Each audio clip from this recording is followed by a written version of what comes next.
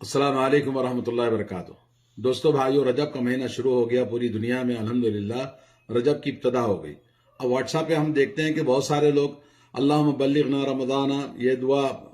اللہم بارک لنا فی رجب و شعبان و بلغنا رمضان، یہ واٹس ایپ پہ ایک دوسرے کو مبارکباد دیتے ہیں، دعائیں دیتے ہیں۔ تو کیا اس کی حقیقت ہے؟ پہلی بات تو یہ کہ رجب کا مہینہ اشہر حرم میں سے، ان عدت الشہور عند اللہ 12 شہرا فی کتاب اللہ، اللہ تعالیٰ نے اشہر حرم کا ذکر فرمایا قرآن مجید کے اندر،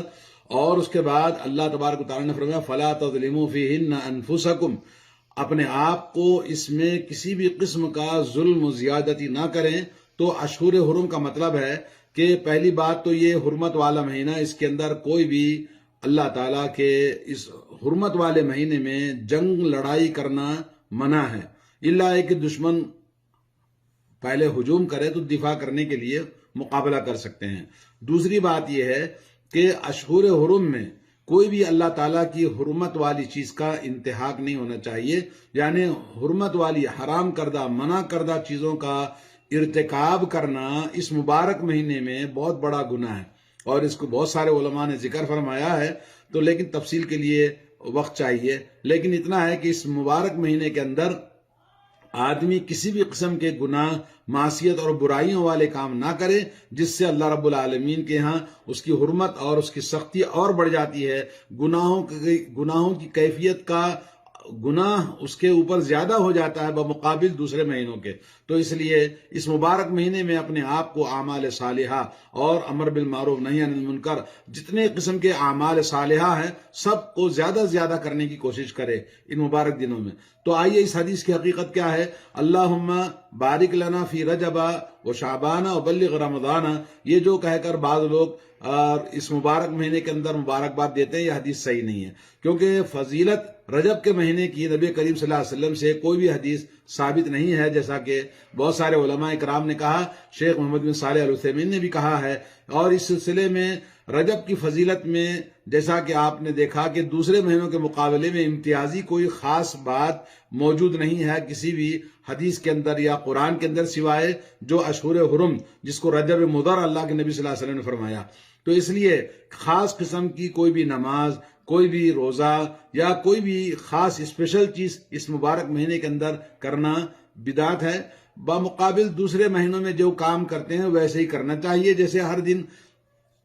پیر اور جمعرات کا روزہ رکھنا ہے، ہر دن کی جو عبادتیں ہیں، تو اس میں یہ کام جیسے پہلے کرتے تھے ویسے ہی کرنا ہے۔ اسپیشل کوئی رجب کے مہینے میں اسپیشل چیز اللہ کے نبی صلی اللہ علیہ وسلم سے ثابت نہیں ہے۔ باقی جو چیز آپ اس سلسلے میں جو حدیث بیان کی جاتی ہے، عبداللہ ابن امام احمد مسند احمد کے اندر زوائد مسند میں، اور طبرانی نے اوسط میں، امام بیہقی نے شعب الایمان میں، ابو نعیم فی الحلیہ میں کتاب کے اندر، اور یہ زائدہ ابن ابی الرقاد جو راوی ہیں، تو وہ کہتے ہیں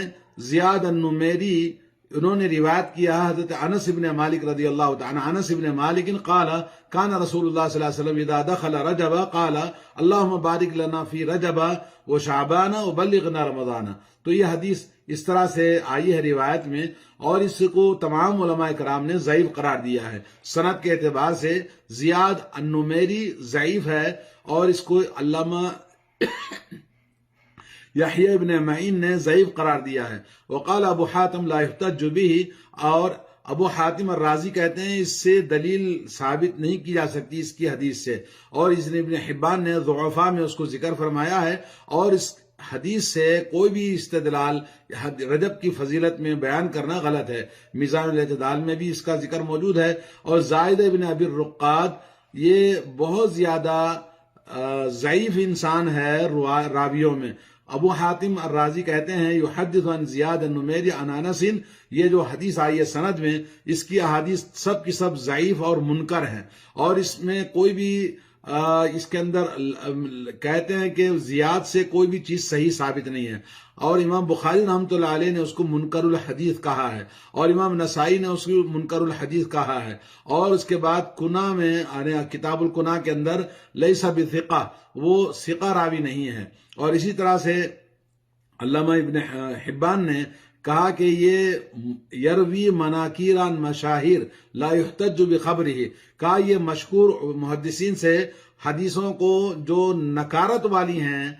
جو صحیح نہیں ہے، اس کو روایت کرتے ہیں، ان کی حدیث کو دلیل نہیں بنایا جائے گا. اولا یکتب الا للاعتبار، اور ان کی حدیثوں کو حجت کے لیے نہیں لکھا جائے گا بلکہ اعتبار کے لیے، یعنی یہ لوگوں کو بتانے کے لیے کہ غلط چیز ہے. اور ابن عدی نے کہا کہ یروی عنہ المقدمی وغیرہ احادیث انفرادات، اور علامہ ابن عدی نے کہا کہ یہ حدیثوں کو بیان کرتے ہیں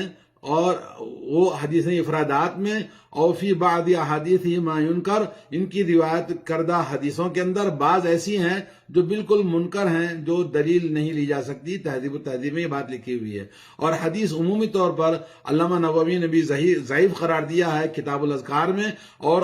علامہ ابن رجب رحمہ اللہ لطائف المعارف میں کہتے ہیں، اور اسی طرح سے علامہ البانی نے بھی اس حدیث کو جامع کے اندر ضعیف قرار دیا. علامہ حیثمی نے بھی یہی بات کہی ہے. اور مسند بزار میں یہ ہے کہ فیہ زائدۃ بن ابی الرقاد قال البخاری منکر الحدیث وجاہلہ جماعت، کہا کہ یہ بخاری کی روایت میں امام بخاری نے کہا کہ یہ منکر الحدیث ہیں، اور وجاہلہ جماعت، اس کو ایک جماعت نے محدثین کی جاہل قرار دیا ہے. کس کو؟ زائد بن ابی الرقاد کو. یہ امام بزار نے لکھا ہے مجموع الزوائد میں. اس طرح سے یہ حدیث اپنے ضعیف ہونے کے اعتبار سے کسی بھی طریقے سے جو لوگ مبارکباد دیتے ہیں، بھئی رجب کا مہینہ داخل ہوا، وہی مبارک ہو، اللہ تعالیٰ کے نبی صلی اللہ علیہ وسلم کی یہ دعا ہے، یہ کہنا اور اس میں برکت کی دعا کرنا، یہ سب صحیح نہیں ہے، بلکہ یہ رجب سے پہلے، رجب کے بعد، یہ سب ایک ہی جیسا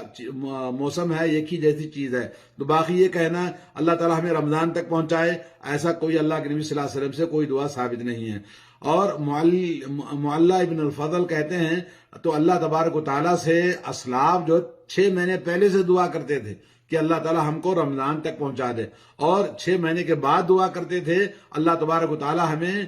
ہماری رمضان کی عبادتوں کو قبول فرما لے. اور یحییٰ ابن ابی کثیر کہتے ہیں کہ ان کی دعاؤں میں سے یہ ہوتا تھا اللہم سلمنا الی رمضان، اے اللہ ہمیں رمضان کے لیے سلامتی عطا فرما، وسلم لی رمضان، اور رمضان کو ہمارے لیے سلامتی والا بنا دے، وتسلمہ منی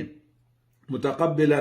تو اس طرح سے وہ اسلاف کی دعا موجود تھی. لیکن یہ کہ شیخ عبد الکریم الخدیر سے جب پوچھا گیا اس حدیث کے بارے میں تو آپ نے فرمایا، جو کہ لجنہ العلماء الدائمہ، لجنہ دائمہ جو علماء کی کمیٹی ہے سعودیہ کی، اس میں شیخ عبد الکریم الخدیر بہت مشہور عالم دین ہے حفظہ اللہ، کہتے ہیں یہ حدیث ثابت نہیں ہے، اور اس میں جو دعا کی جاتی ہے کہ اللہ تبارک و تعالی رمضان تک ہم کو پہنچا دے اور اس کی توفیق عطا فرمائے